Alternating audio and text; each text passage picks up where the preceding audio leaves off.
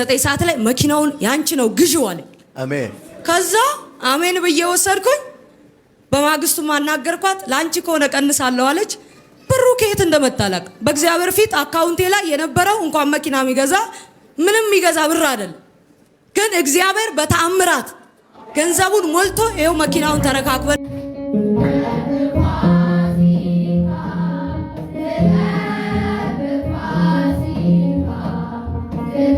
የመጡ ሰው ዘፈን ኃጢአት ነው አባ ይለኛል። አሁን ዘፈን ኃጢአት እንደሆነ ጠፍቶት አይደለም፣ ጠፍቶት ሳይሆን ምን ማለት መሰላችሁ?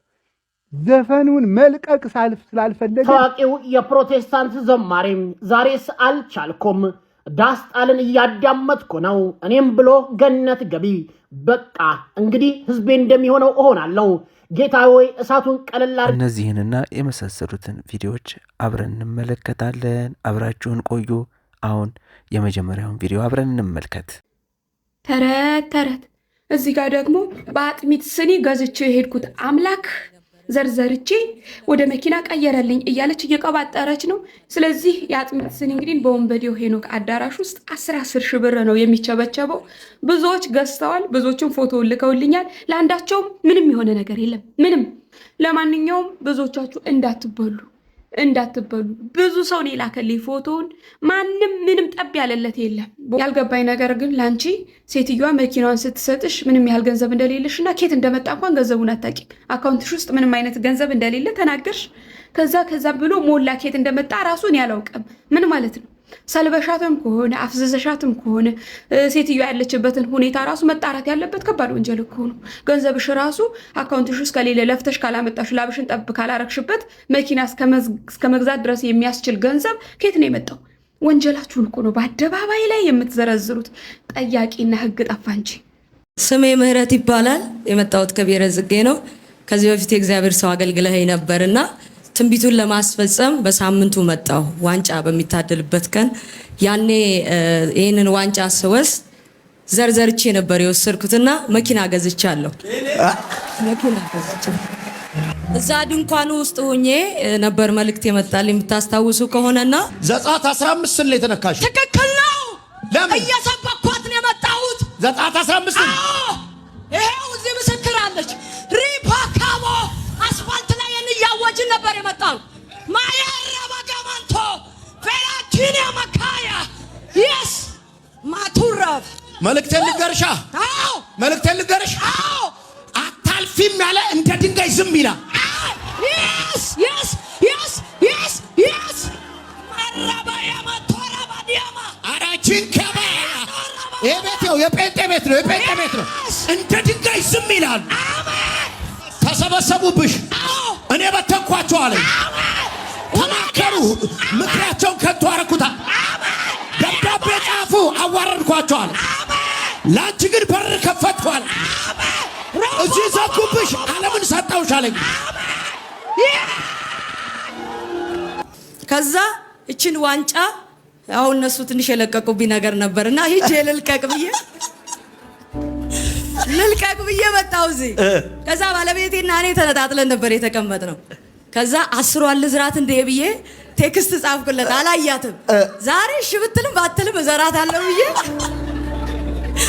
ከዛ ካለውበት ዘር መዝራት እስኪ የምትፈልጉ ሲባል ብድግ አልኩና በጆሮ እሱ ሄደበት ጋር ምን ነው ዝም አልከኝ? እኔ መዝራቴን አልተውም አልኩት። ከዛ አሳሰብሽ እንዴ እኮ ሜሴጅ አላየውም ፕሮግራሙ ላይ ስለነበርኩ ሂጂ አለኝ። እንግዲያስ ከነብይ ሄኖክ እጅ ወስደው የመኪና ቁልፍ ነው ብዬ ጽዋዬ የተትረፈረፈ ነው ብዬ ይሁን አለ ሆነ ብዬ ወሰድኩኝ። አሜን። መኪናው በሚገርም ብር አጠብቅም እግዚአብሔር አምላክ። አንዲት መኪናው እንዴት እንደገዛው ልናገር። አንዲት ምን አደረገች? በቴሌግራም የእግዚአብሔር ሴት መኪናው አልሸጥ አለኝ እና እባክሽን ይሄንን እንዲሸጥልኝ ጸልይ አለችኝ። ሳየው ገና እንዳየሁት ልቤ ተንጠለጠለ። ከዛ አረ የነገር ምንድነው በልቤ በፊቴ ሞገስ አገኘ። መኪናው ምንድነው አልኳት። እኔ እንጃ ብቻ ጸልይበት አልሸጥ ብሎኛል አለች። ስንት ነው የሚባለው? ይሄን ያክል በቃ ጸልይበታለሁ ምናምን ብዬ ነው እሺ ገባሁ። ምሽት ገብቼ ማክሰኞ ቀን ነበረ አደርኩ። ከዛ እግዚአብሔር ሆይ ለምንድነው ልቤ ተንጠለጠለው? እጄ ላይ ብር የለኝም ምንድነው አልኩኝ። ከዛ ጌታ መጣና ልክ 9 ሰዓት ላይ መኪናውን ያንቺ ነው ግዢው አለ። አሜን። ከዛ አሜን ብዬ ወሰድኩኝ። በማግስቱ ማናገርኳት። ላንቺ ከሆነ ቀንሳለሁ አለች። ብሩ ከየት እንደመጣላቅ በእግዚአብሔር ፊት አካውንቴ ላይ የነበረው እንኳን መኪና የሚገዛ ምንም የሚገዛ ብር አይደል። ግን እግዚአብሔር በተአምራት ገንዘቡን ሞልቶ ይኸው መኪናውን ተረካክበን ዛሬ በመኪና ነው የመጣነው። በቴዲ አፍሮ ዘፈን የፕሮቴስታንት ዘማሪውና የፕሮቴስታንት አማኞች ገበገቦስ ገብተዋል። ቅድም እንደነገርኳችሁ ይሄ የፕሮቴስታንት ታዋቂ ዘማሪም ዳስጣልን ሰምቼ ሲኦል እገባለሁ ማለቱን ተከትሎም እንደገና ፕሮቴስታንቶች ሲተቹት መቆየታቸው የሚታወቅ ነው። ይህንንም ተከትሎ ዘማሪው እንዲህ ሲል መለሰም። ኖኖሞሎ ጆሮዬ ላይ ሄድፎን ደቅኖም ቴዲ አፍሮን እየኮመኮመ ዘፈን ኃጢአት ነው ብሎ ፖስት ከሚያደርግም ሸንጋይ እኔ ግልጽ ወንድማችሁ በስንት ጣሜም ባይዘዌም አያዙን ካላወቃችሁበት ወደ እናትና አባት ሃይማኖት የመለሳለሁ በቁጭት ነው ግን የእግር ሳት ነው የምሆንባችሁ ሲል ፕሮቴስታንቶችን አስፈራርቷል። እኛ ኦርቶዶክሳውያን ደግሞ ምን ፕሮቴስታንት ዘማሪም ዛሬስ አልቻልኩም ዳስጣልን እያዳመጥኩ ነው እኔም ብሎ ገነት ገቢ በቃ እንግዲህ ህዝቤ እንደሚሆነው እሆናለሁ ጌታ ሆይ እሳቱን ቀለል አድርግልን ሲል አንድ በፕሮቴስታንት የሚታወቅ ታዋቂ ዘማሪ በፌስቡክ ገጹ አጋርቷል። አንተ ካፈርክብኝ ለካስ ከንቱ ነኝ ሲል የነበረው ዘማሪ የዳስጣልን ዘፈን ገነ ሲኦል ልግባ አዳምጣለሁ እያለ ነው። የፕሮቴስታንቱ ዘማሪ ኦርቶዶክስ ብቻ ነች። ዘፈን ኃጢአት ነው አባ ይለኛል። አሁን ዘፈን ኃጢአት እንደሆነ ጠፍቶት አይደለም። ጠፍቶት ሳይሆን ምን ማለት መሰላችሁ? ዘፈኑን መልቀቅ ስላልፈለገ ድንገት እየዘፈን ከእግዚአብሔርን ታገኘዋል የሚል አባት ባገኝ ብሎ ነው እንጂ ዘፈን ኃጢአት እንደሆነ ጠፍቶት ይመስላችኋል? አልጠፋውም። መልቀቅ አንፈልግም። መላቀቅ የማንፈልገው ብዙ ልማዶቻችን አሉ። እነሱን መተው አለብን ነው። ለማይገባ ነገር ማልቀስ ማለት ለማይገቡ ነገሮች ዋጋ እንከፍላለን። እያዘን እየተከዝን እያለቀስ አሁን የክርስቶስ ፍቅር አያስለቅሰንም። የቤተክርስቲያን መከራ አያስለቅሰንም። የመንግስተ ሰማያት ፍቅር አያስለቅሰንም። የኛና የዓለም የኛና የልማዶቻችን የኛና የጠባዮቻችን የኛና የክብራችን የኛና የዘራችን የኛና የሹመታችን ነገር ግን ያስለቅሰናል። እራት አያስበላንም፣ ምሳ አያስበላንም፣ አስኮርፎ ያሳድረናል፣ አስኮርፎ ያውለናል። እንደ ሰይጣን ነው የሚያደርገን።